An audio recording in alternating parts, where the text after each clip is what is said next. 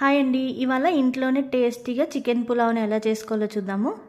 ముందుగా స్టవ్ వెలిగించుకొని ఒక గిన్నె పెట్టుకొని 2 టేబుల్ స్పూన్ల నెయ్యి వేసుకొని, నెయ్యి వేడైన తర్వాత బిర్యానీ దినుసులు కట్ చేసి పెట్టుకున్న పచ్చిమిర్చి, ఉల్లిగడ్డ ముక్కలు వేసుకొని కొంచెం వేగిన తర్వాత మనం క్లీన్ చేసి పెట్టుకున్న చికెన్ వేసుకొని, చికెన్ 1 నిమిషం పాటు నూనెలో బాగా వేయించుకొని, పావు స్పూన్ పసుపు వేసుకొని, కట్ చేసి పెట్టుకున్న టమాటా ముక్కలు వేసుకొని,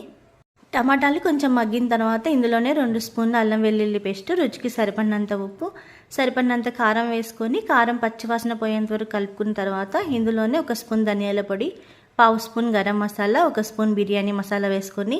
ఈ మసాలాలు ముక్కలకి పట్టేంత వరకు 1 నిమిషం పాటు బాగా కలుపుకున్న తర్వాత ఇందులోనే మనం క్లీన్ చేసి పెట్టుకున్న కొత్తిమీర, పుదీనా వేసుకొని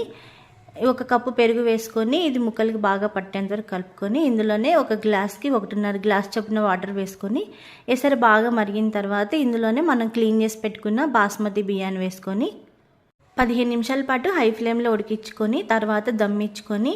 బియ్యం బాగా ఉడికిన తర్వాత దింపేసుకుంటే మన simple and tasty chicken pulao ready.